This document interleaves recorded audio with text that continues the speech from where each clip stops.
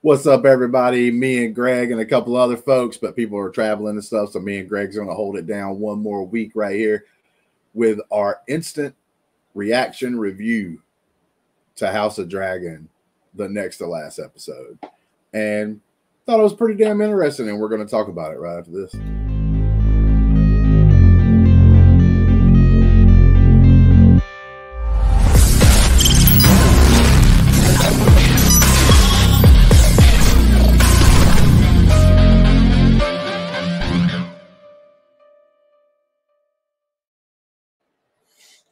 This was a dragon heavy episode, so I decided to bring my dragon. Let me ride you, Bowser. Let it ride. Let it be that Bowser rider. You know what I'm saying? Like, get this thing on. But yeah, man, I thought this was a pretty interesting episode. Like, Greg, man, your first overall general thoughts about the episode right after you watched it. Just more of a hype up episode, getting you ready for everything, kind of setting the table for who's got what. Where people are in their mindset, just getting ready for war. And I thought it was a very good hype up episode to get to where we want to be, which is the war, the battle itself. Oh yeah, I totally agree, man. This is dragon heavy episode, and if you love dragons, you're gonna love this episode. It might even be your favorite episode, probably of the season, if you like dragons, because that's what this was about. It's about getting dragon riders, seeing some new dragons or some dragons that we only caught glimpses of, and now we get to see them in their full girth, you know what I'm saying? Big girth. Oh yeah. We got to see Vormithor, we got to see Silverwing, Sea Smoke, obviously, but we almost saw them all, you know what I'm saying? So that was pretty interesting, I thought. And like I said, if you're a big dragon fan, this is probably going to be your favorite episode. Even, the next episode, you got to assume shit's hitting the fan. You know what I'm saying? Some shit is going to go down, because Game of Thrones, House of Dragons kind of been the same way. It's either going to be the next to last episode of a season that is that big banger, or it's going to be that last episode of the season. And you'll get banger episodes. I'd say episode 4 of this season was really good. Had a lot of action, really cool stuff, dragon fighting and all that kind of good stuff, if you like that. And so they always have a mid, but back in the day, they used to be the mid-season finale. You know what I'm saying? They always kind of have that mid-season thing. And then you don't know exactly which episode. But I agree with you. This is a hype-up episode. It's hey, dog, we just want to remind y'all, in case y'all forgot, there's dragons, okay? And dragons are cool. And with that being said, our very first look is the scene where, Rhaenyra has came out here with her dragon. She had, at the very end of the last episode, she goes flying out to go see who took the dragon. She goes out, she finds Sea Smoke and her new rider.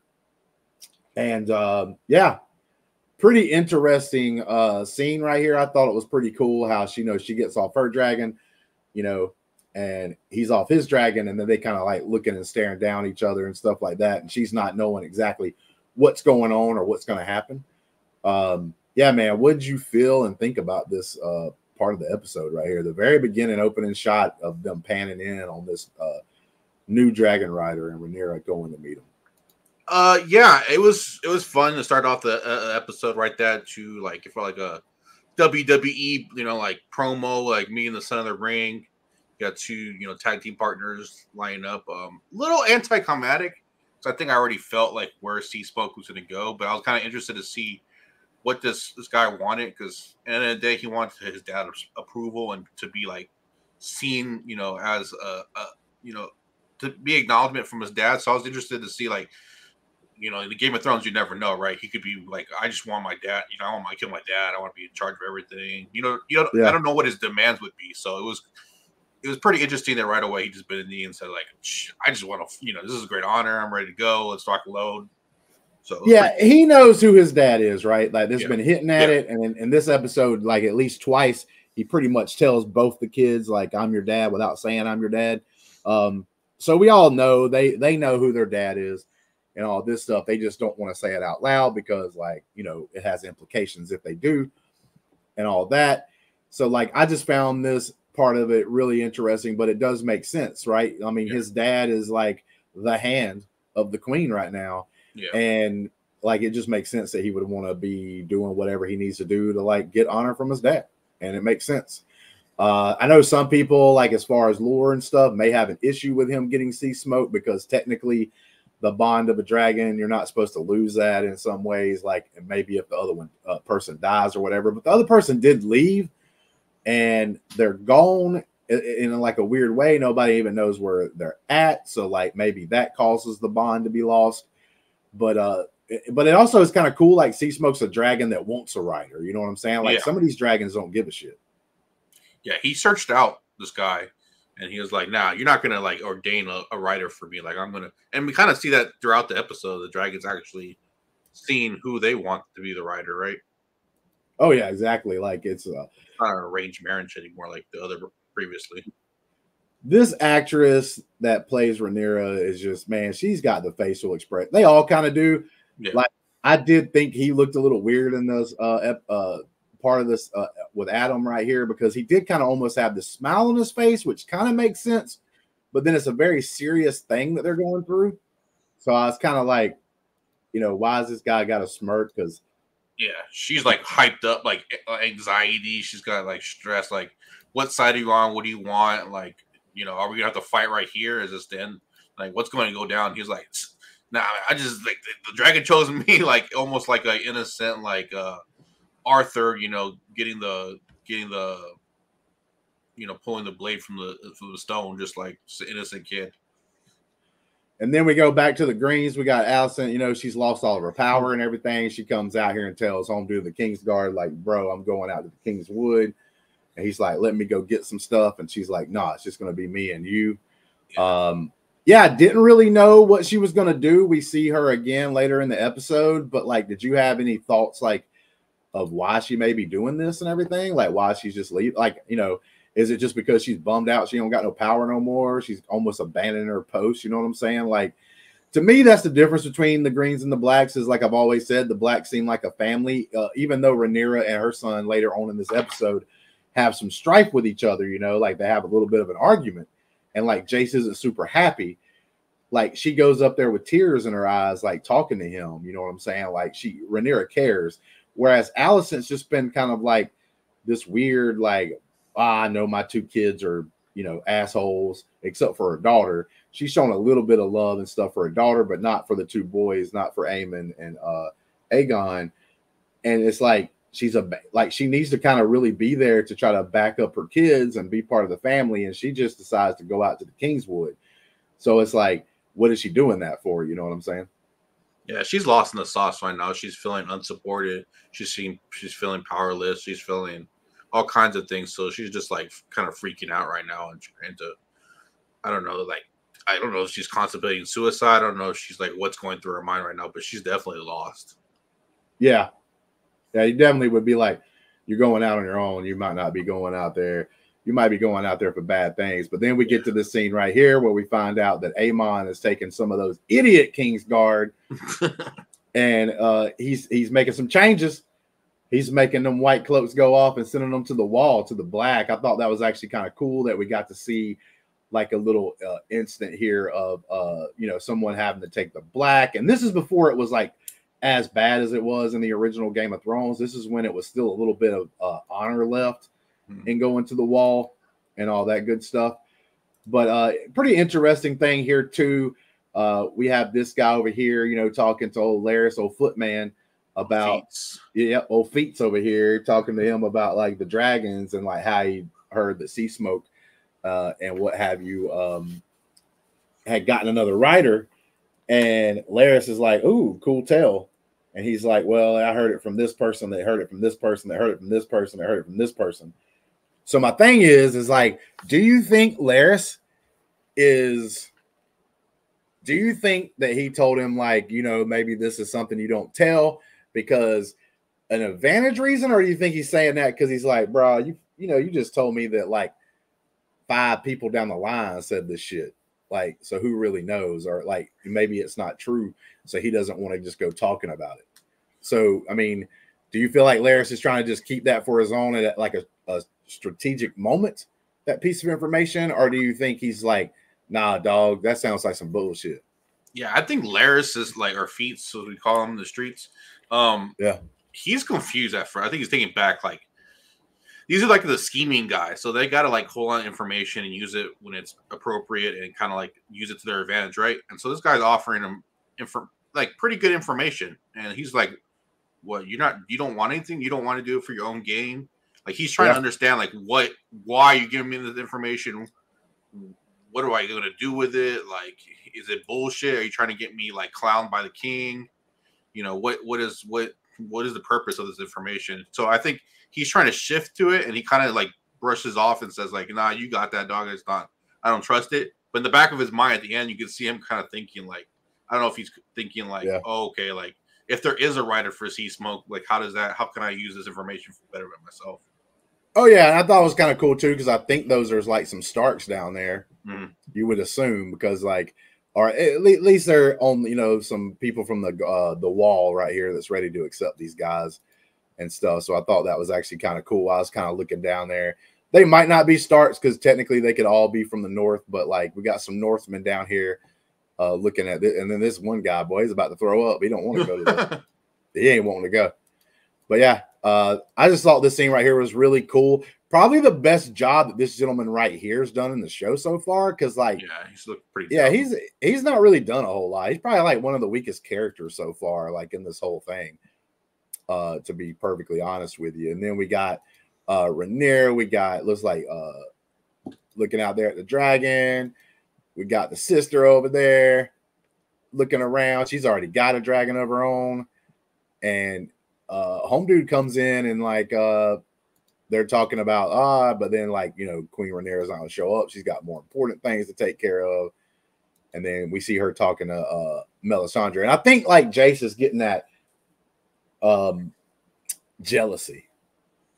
My mom's not coming to me and talking to me about things. It seems like she's wanting to go talk to this woman over here, like that just came into the fold and giving her all the information and stuff and not really talking to him about it. So I think he's getting some jealousy there, and he's worried about his him being able to reign after if something happens to his mom and whatever.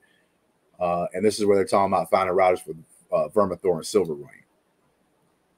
Yeah, they're contemplating like it's got to be a weird thing. Like that's kind of like a Targaryen thing. That's your claim to like power, and now you're letting, they're dealing with like bastards basically, or non-high people like claiming dragons now. So what is a gray area that they're getting into now?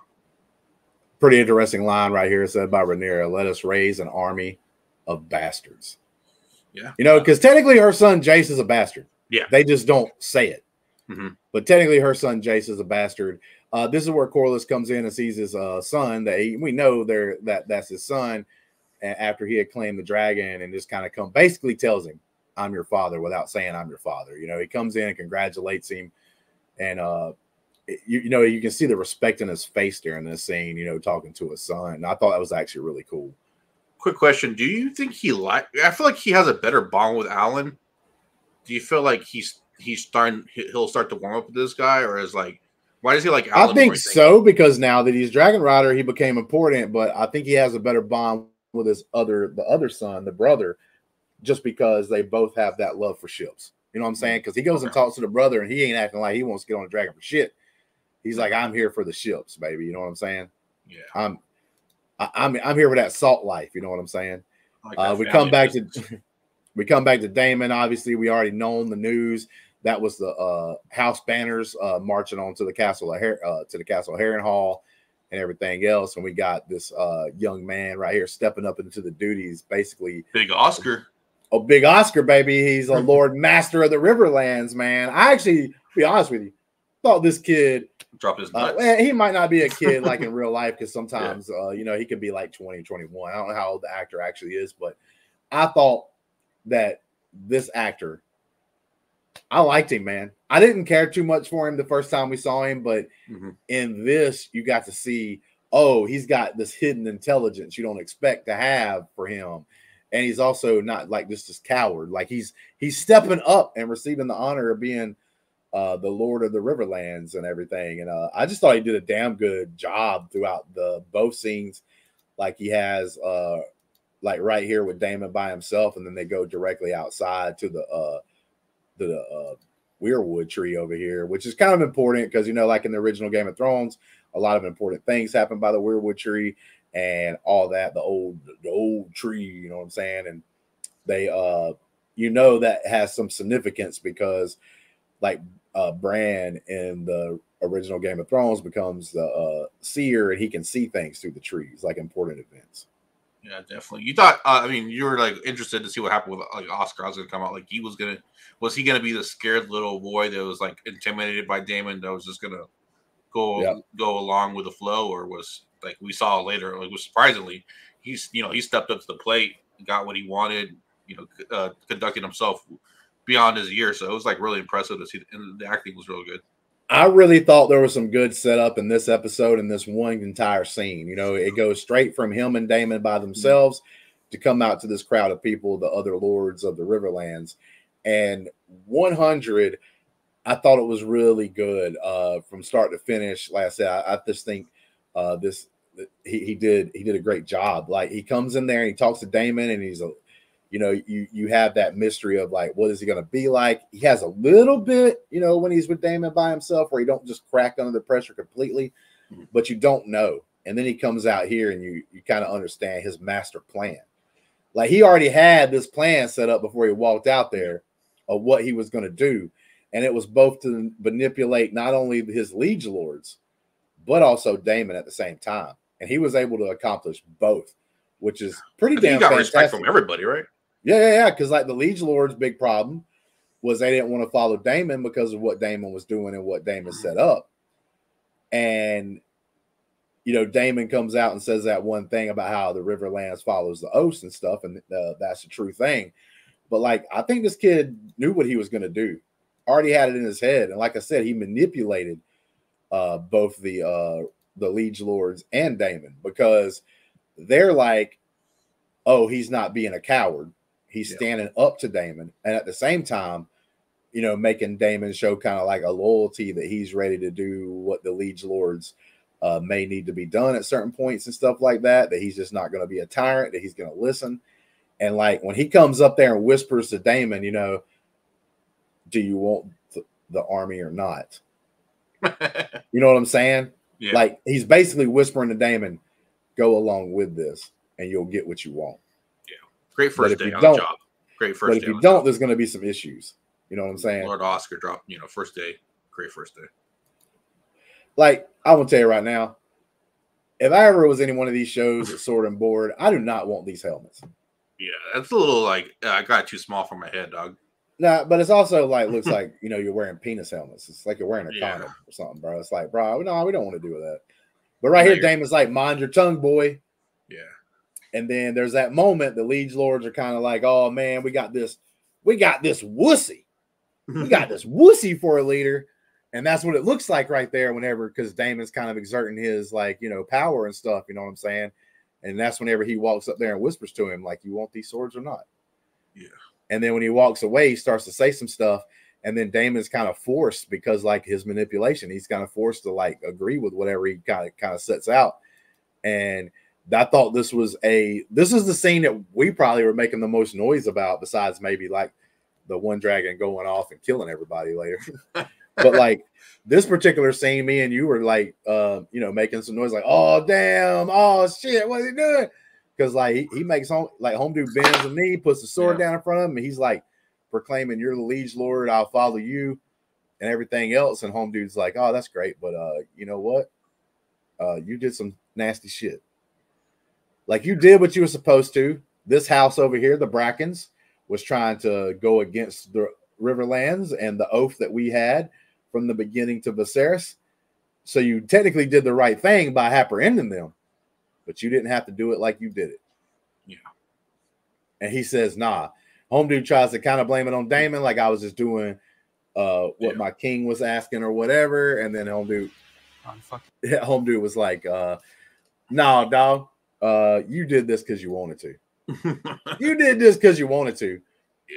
And then you got Daemon. He tells Daemon, like, "Hey, man, you gotta rectify your error." Yeah. And but this guy right here, he's a good actor. I love this dude. Like, I didn't know what to think about him. Like the first couple of times we saw him and had Dylan's with him, but like he provides this like comedy that I don't even know is even supposed to be comedy. But he doesn't do it like in this bad, stupid way. You know what I'm saying? It's like it's just funny, like because he says right here, whenever Damon's being tasked with going and basically killing this guy who's been serving him, home dude says, "Oh dear." Yeah, he's like the inverse of Alfred. You know how Batman has Alfred? Like he's like the worthless like comedy relief version of him. Yeah, but he says, "Oh dear," and I started laughing. And then like Damon comes up, draws a sword, and home dude's like, "Man, I did as you asked, Your Grace. I have been faithful, but that don't matter in fucking they don't matter in Westeros. I need the army, son. Yeah, bro, it don't matter in Westeros. The look on a man's face after you just chopped off a head. That's exactly what that is right there. So we get out of there. He goes back inside, and then he has. I kind of like the fact that Damon's stuff was all thrown together in one thing, so that we can get to the other stuff. So it wasn't like cutting back and forth. Yeah, I thought this was a pretty cool, like, sequence here that involved Damon, and it's Viserys, man, when he's at his worst, like holding the crown, and basically tells Damon, like, bro, this crown kind of sucks, man. You still want this?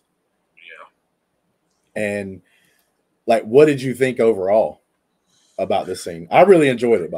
The message has been the same. The kind of like the whole arc of this is like trying to explain to Damon like everything that's happened, everything that's gone awry, and everything that's all the suffering that happens with chasing this crown.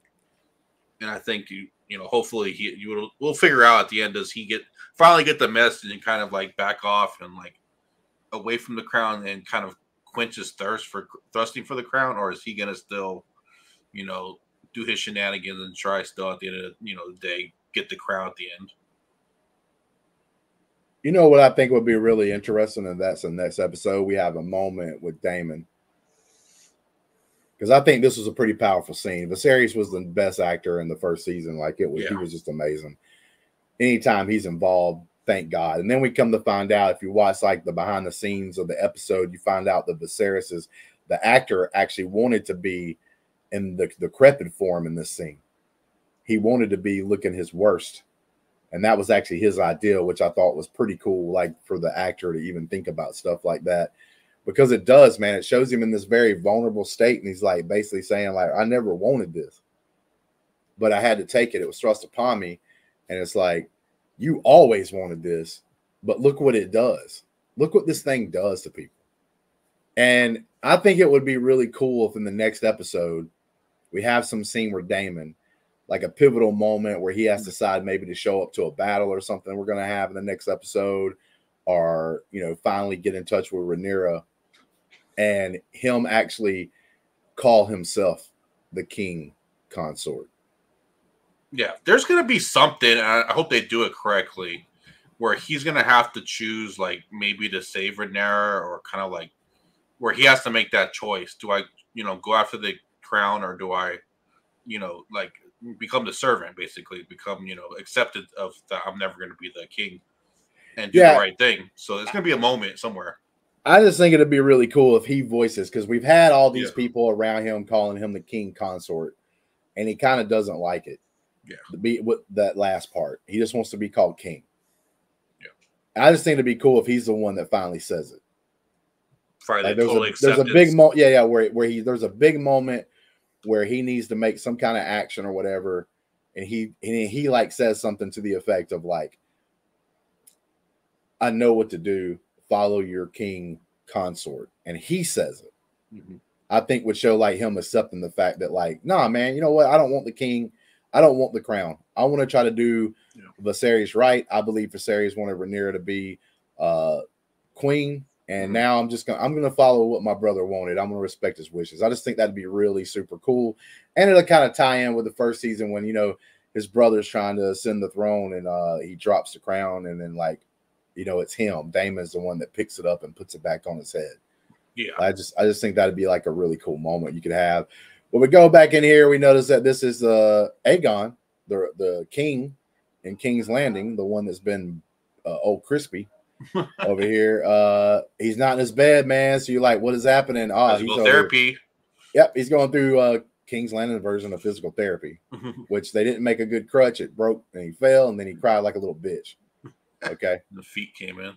Then old feets come in, try to give him support and everything else. And like, he's really rooting for Aegon because he knows he can control more with Aegon as king. I think it's more how it becomes the hand of a guy with power. Now, I do think this is like a selfish thing that he's doing, but I also do think that he has some like admiration for Aegon now because he's a little crippled himself. Yeah. So now they both have something in common. Yeah. You know what I'm saying? So like, I think there's going to be a camaraderie kind of born out of that and everything else. And like, he's over here. We find out that he's the one pushing the Maester to like push Aegon to try to get better faster. Right now they're trying to walk, which is pretty amazing. He's even able to try to walk. But like I said, he did cry like a little bitch during it. You know what I'm saying? Yeah. The longer he's out of the way and the more power his brother gets, you know, he's in trouble. His life's in trouble.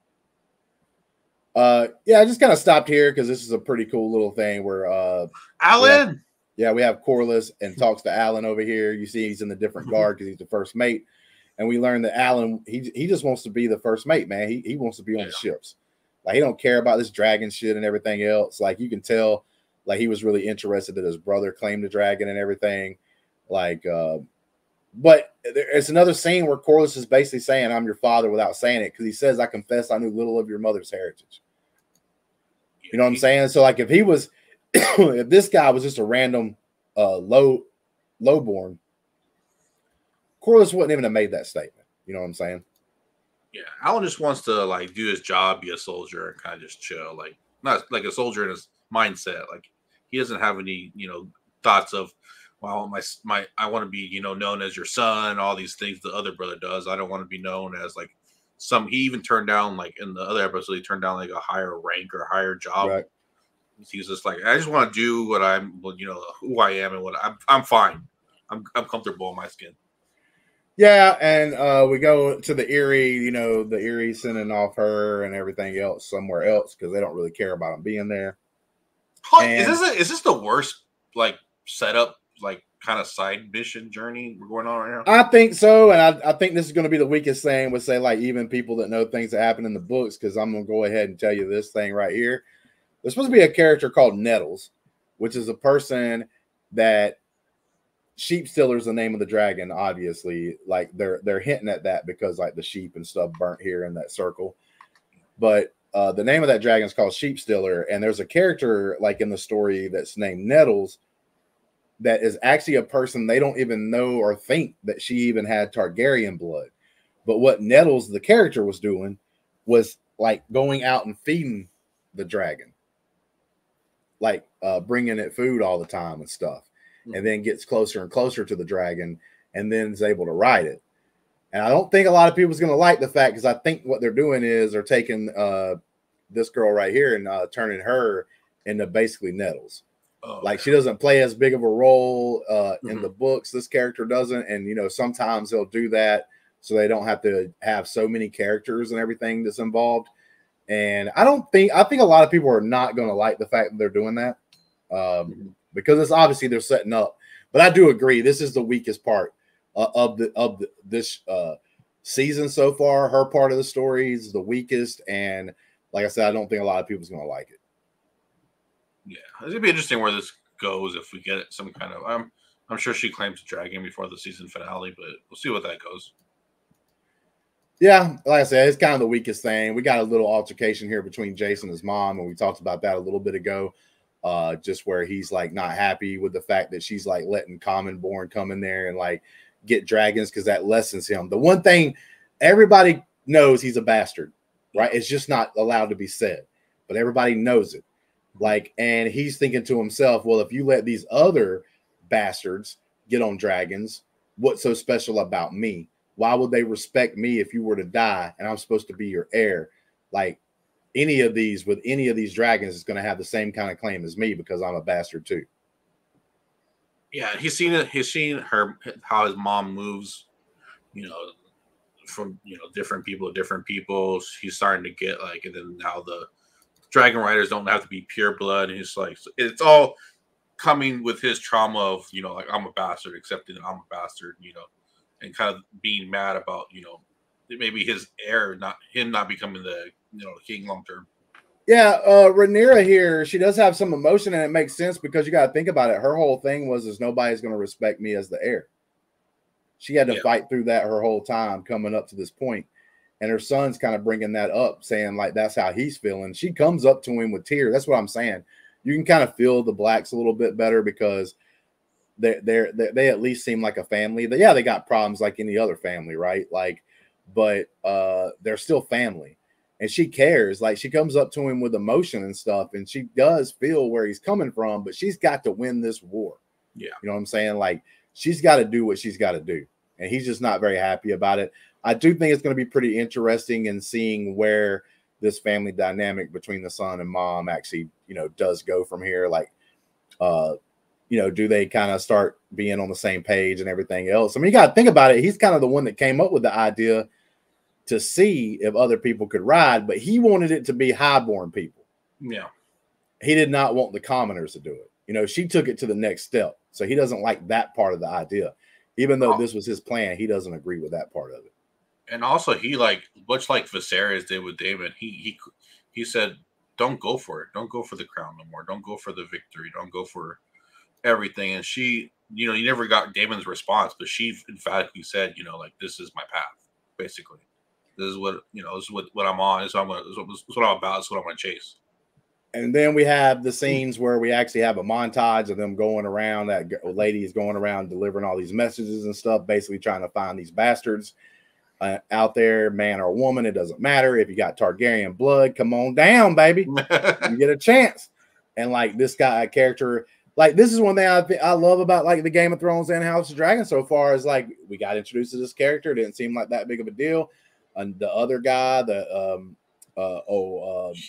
Hugh, like you know, him too, like you kind of got to see a little bit of his thing. Is it just them giving us like, oh, this is what the commoners are having to go through? No, dog, they mean something. Yeah, right.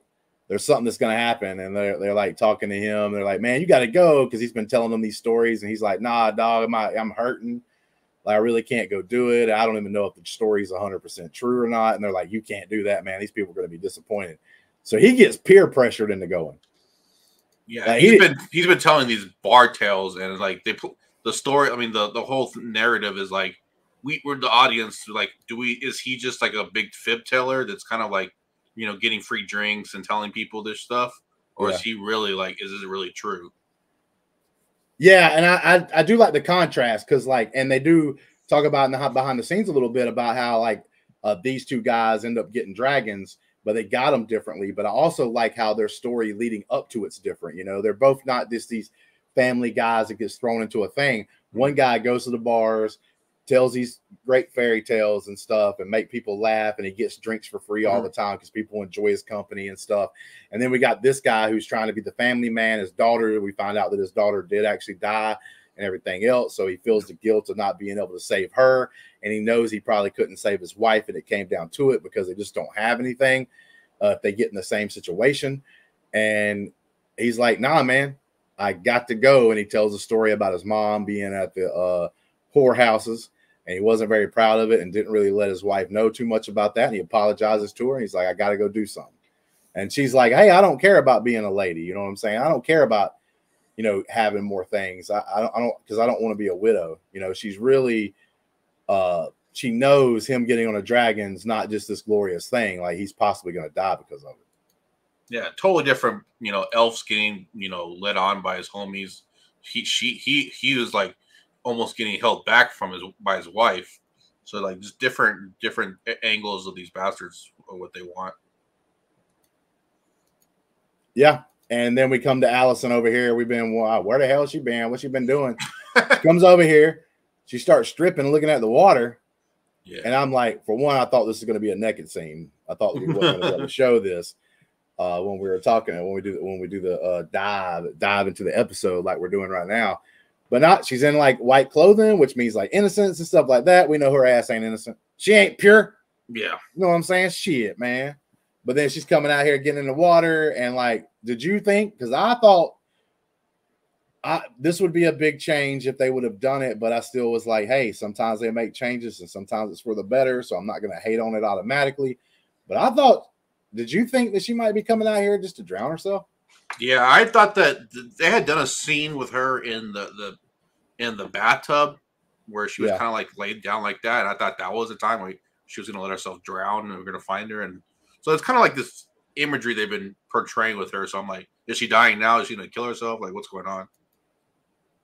I have no idea what's going on with that. Well, Allison, right? Yeah, Allison. Like it's one of those things to where like I didn't know what she was going to do. It looks like maybe she went out there. She was probably 50-50 coin flip. Do I commit suicide or stay alive? And she decided to stay alive. She will open up those eyes and saw an eagle. You know what I'm saying? War Eagle, damn it. That's what I'm talking about. Football season is not very far away. But here we see all the lowborn coming in to try to get their dragon and everything else. We got this interesting scene where the dragon, what do you call them? Like the dragon seers, this religious, the religious order over here, the dragon trainers. They're like, hell no, we ain't doing this shit. Yeah, and they leave. Then that leaves Rhaenyra on her own. And I actually like this scene, and I thought it was like setting her up. Now it is kind of bad because she gives us like kind of a good speech, you know what I'm saying, to kind of rile you up. But then you come to find out she's just throwing you out there into the damn bonfire and seeing if you burn or not. You know what I'm saying? This is the part where she hands out like those waivers. So yeah, she's like, hey, I need anybody to sign these. We're not responsible for what happens on this dragon ride that we just newly implemented into the Dragon Stone. They're not even trying to do war here. They're trying to make like a new theme park called Dragon's Lair. And they got a new ride called the Dragon Ride. And you get to ride real dragons. And they're going for the first test, you know what I'm saying? But yeah, I thought this was interesting because it showed like the men and women, like how they didn't care if it was a man or woman. Like, hey, if you got that blood in you, we need you to come on down. You know what I'm saying?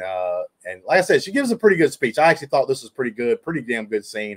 I thought it was really cool though.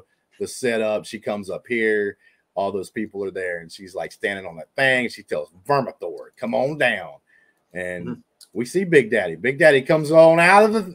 It comes out of the darkness, man. I like her a little grumpy, but listen, man.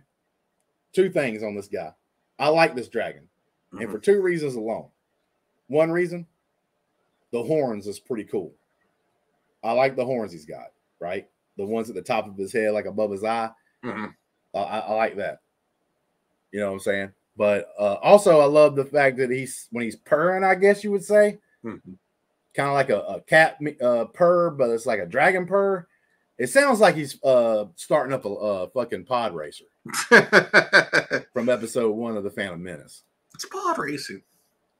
So, because it literally, man, was like the same sound effect, like pretty much like when he's like, that just purr, and obviously this guy is second biggest, right? Yeah, he's the second biggest now. But yeah, like she's over here, gives him a little pet and everything. She's like, okay, cool. I see you, Vermithor. All right, Vermithor. I'm gonna leave and let's see what happens. Because don't make too much of a mess. She asked who's gonna be the first one to come meet this guy, and we got this foreign man. He steps up, and it's like I told you when we were doing watching it, was like, brah, I get why this guy's doing it. Yeah, he's not too Dame. Yeah, he's not too attractive. He's got things going wrong with him. So he's in a win-win situation. He dies in a blaze of glory, or he's a dragon rider. Okay? So I get why he's the first one to step up. But what he didn't realize is to no avail. To no avail. He thought the dragon was like just going to shake his head and to go no or something. I'm just guessing, but I think he's that first a body that's on fire right there. I think he's the one right next to the ledge. Yeah, he's crispy now, bro. He's gone. Dragon kind of just gets crazy. Like it's almost like a dinosaur in Jurassic Park getting loose. Oh yeah, that did have that feel. That like this would be like a scene with the T-Rex running through the like park and like eating people and shit. Like that actually, that's a pretty damn good astute thing to bring up, Greg, because I actually think that's true. That is kind of what, when you think about it, that is kind of what it feels like. And like I said, she did say that he's the most like ferocious like dragon of them all, maybe even more than Vagar, which is the big daddy. Or I can't remember. Like I don't know the dragons. I don't know like he or she. I'm not as well versed and stuff like that, so I'll probably mess it up. Vagar might be a female. I don't know, but yeah, we had all that stuff going down. We got home dude over here. He gets him like a damn. He gives him a torch. His ass is out of there. Then we have these. He starts making some s'mores out here. Yeah, we got these moments with old Hugh. He's like a brave soul, so he like tries to save this woman right here. He actually does save her because I don't think she gets ate afterwards. But he runs up there and says, "I'm here." And Big Daddy Dragon's looking at him dead in his face, and he just starts lets out a guttural like scream at him, like "Come on!" And then the dragon's like, "Oh man, you kind of cool." Yeah, he's pretty cool. Like he's actually like kind of buff. He's kind of like put together. And you know the other Targaryen, the little on the lighter side, like Daemon and stuff like that. So you see like a kind of like a Thor-like dude kind of swole out there getting a dragon. You're like, oh, okay, that's pretty cool. Good old Hugh. You're muted, by the way. Sorry, I had to sneeze like really bad. But that's a badass picture right there, bro. Yeah. And if I saw him doing this, let's say I'm one of those little chicken shits that were trying to run it first, like, but I'm still alive because I've been hiding good or something, and I see him do this, I'm fucking walking out, like trying to see the next dragon, and I'm gonna be like, "Hey, you! I'm riding you!" Wow! I probably would have got 8 though, because all these dragons aren't going to be the same, have the same mentality or whatnot. But this is a pretty damn cool scene of him getting his dragon, and then not too long after that, we see she's like showing her proud, and it's like, oh yeah, and then we got old fuck up over here. Yeah. We got storyteller, Mr. Bar, free drinks. Yeah, we got. You know what? Yeah, you say bar, free drinks, but like, he could be like a bard in the D&D campaign. This guy, you know what I'm saying? He's telling stories and everything else, and maybe throw him a lute on there, and he'd be riding around playing his little stuff. But yeah, dude, like, maybe the dragon is like why he kind of likes him. Yeah, I thought he was so screwed. It felt like the part of Jurassic Park, like where a dinosaur gets cornered with like either a bad guy or someone you don't like in the episode. Yeah, in the movie, you're like, okay, this guy's a goner. Yeah, this guy felt like the guy in the first Jurassic Park movie that runs to the toilet and gets eaten right off the shitter. Yeah, right. It feels like that moment, but nah, man, it don't happen. He actually gets on the dragon, and like this is a cool ass scene, probably the coolest scene. You know, if not for the show, period. It's going to rank up there. Maybe it's recency bias because we just saw it, but this scene of him riding Silverwing above the castle, and at first I thought he just couldn't control the dragon, and then I'm like, oh shit, like he's about to get in trouble. We see Aemon go up to get Big Vagar. He's like, oh no, I'm about to take this other dragon out. We can't be having this shit. And there's a moment, like it's easy to forget. A lot of people watching the show, they think some things are happening too fast, but it's actually not happening as fast as you think. They are Dragonstone and King's Landing is not very far from each other. They're across the bay. And if you're riding a dragon, that's literally a couple of minutes, if that, to get to where you need to go. Like you're literally just flying over that little piece of water. It's not an ocean or anything like that that's huge. It's just a bay that separates Dragonstone and King's Landing. So like it makes sense for them to own a dragon to get there so quick. Yeah. That's why the passage of time seems fast, but it's actually not as fast as you think because of the fact of how close the two places are together. I mean, think about it. In the last episode, they're even able to send these little boats with food on it that make it. You know, like if you were having to send that from a very far away off, you wouldn't be able to send those boats like that. Yeah. I was like confused. I was like, so you see the dragon over the city, you're like, okay, he can't be attacking. It'd be kind of dumb. Like, is he just like crazy riding? Like, and then I was thinking, like, is this how one dragon has to go on this side, so this dragon has to be on that side? I thought I was going to even out like that. So I was just like, what's going on? And then you kind of see what happens at the end. Yeah, because like This is a moment, man. Big Daddy Vagar, Amon's been seeming almost unstoppable. He's been like a Terminator-like character. Like, oh, you can't do shit to me. I got Big Vagar. I got the nuclear bomb. You don't have that kind of thing, right? And he's kind of like walking around with it hanging out, like flopping it around in everybody's face, what he's got and everything else. And like he comes over there, and like at first, I didn't notice they were on the actual like Dragon Isle. I didn't know they had over there, like, but you can see like now that you see the scene, you know. But he's like flying, he sees Silverwing, and then all of a sudden he sees like the castle, and then he sees some other stuff, and he's like, oh no, well, gotta turn around. we got to get out of there, because this is actually a really cool moment to me, to be honest with you. I think this is like really powerful. Like you got him turning around, he's saying, nah, man, nah, Vagar, because you got Rhaenyra over here, and she's like, nah, dog, we set your ass up. Come on down.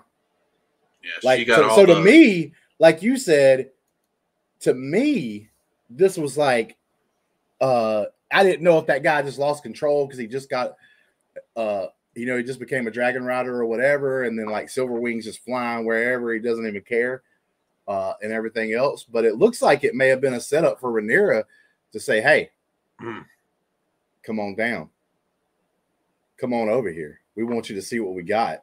And then all of a sudden, like, you got these different dragons. You got Big Daddy over there. That's like the second biggest dragon now, sitting on top of the hill behind her. You got her dragon next to her. And then you got the other dragon, like, chilling on top of the castle over there. Like, bro, she got 3 dragons waiting for that ass. And that ends it. But I thought, like I said, I thought that was a really good episode. We'll go ahead and give a score here. Like, I give it a solid 8.5 out of 10. Yeah, maybe even a 9.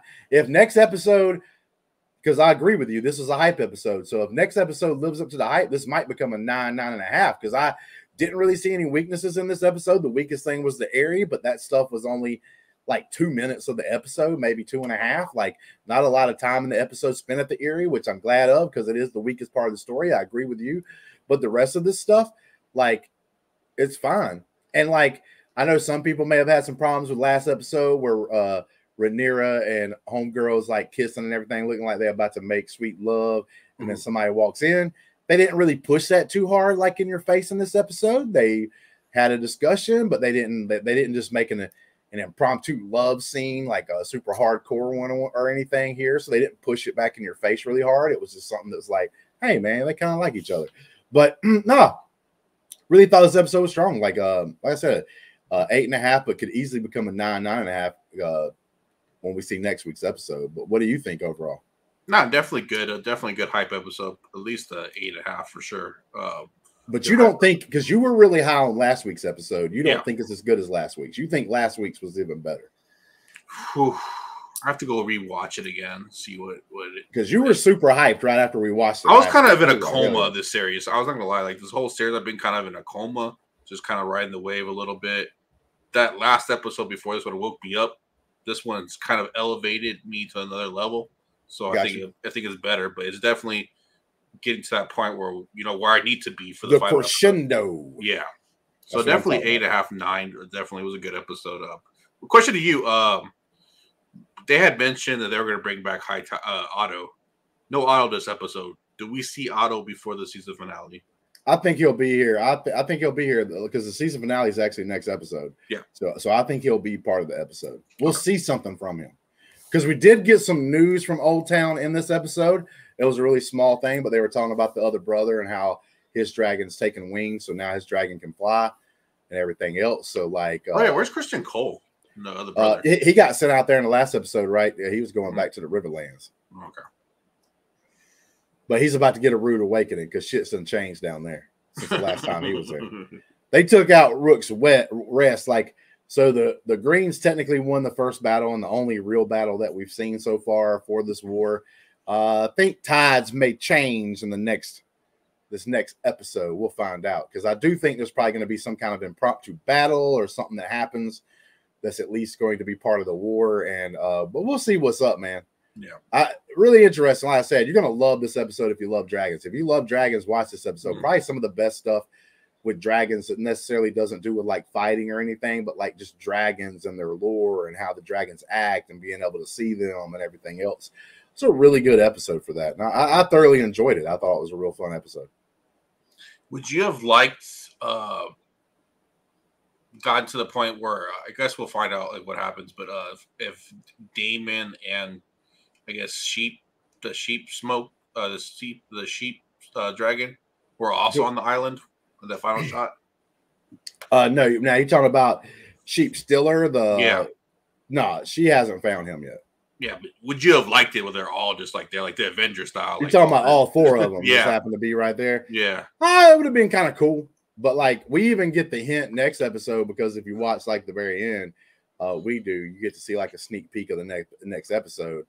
And spoilers, if anybody's watching this review at this point for next episode, if you don't want to hear none of that, just turn this off because we're about to get out of here anyway. But I was just going to say it was really cool whenever you see Eamon going up to his sister saying, "You're going to have to ride Dreamfire." Yeah, we got no options, girl. Yeah, no options. Your ass is going to have to start riding that dragon. You can't just be sitting around here being weird all the time. You're going to have to like get your ass on that dragon, man. So like that's going to be interesting. I think next episode is going to be a baller episode. And it's going to suck because it's going to be one of those shows to where, unlike sometimes you watch a season of a TV and you're just kind of glad it's over because it wasn't all that great. But this, you're going to be sitting there the whole time like, come on, man. I hope they bring that. I hope it doesn't take as long for them to have season 3 done. I don't think it is going to be as long because there's not going to be a writer's strike to have to be dealt with and all that stuff. So hopefully we can get season 3 pretty quick. Yeah, we'll see where it all ends too, like what cliffhanger or what ending point we get to. Yeah, that's going to be interesting because there's multiple things they probably could do at this moment to give us like a good ending to the season. But I don't even think the book readers know, like true book fans don't know where they're going to end this season at. Because like I said, it's not as detailed as a normal book about this particular story. Well, that being said, man, you got any last like thoughts or anything before we get out of here, or we pretty much covered it? Let's go. I'm ready for the season finale. Hell yeah. No, I agree. 100% ready for this season finale, ready to get up with you guys and everything else and all that. And thank you guys for watching and all that good stuff, man. And thoughts and prayers out there to everybody's families. I'm going through something that I've had to deal with this last week. You haven't seen me as much, but I've been having to go through some stuff just like a lot of other people are. And thoughts and prayers out there for you. And everybody stay safe, man. And until next time. Peace, homies.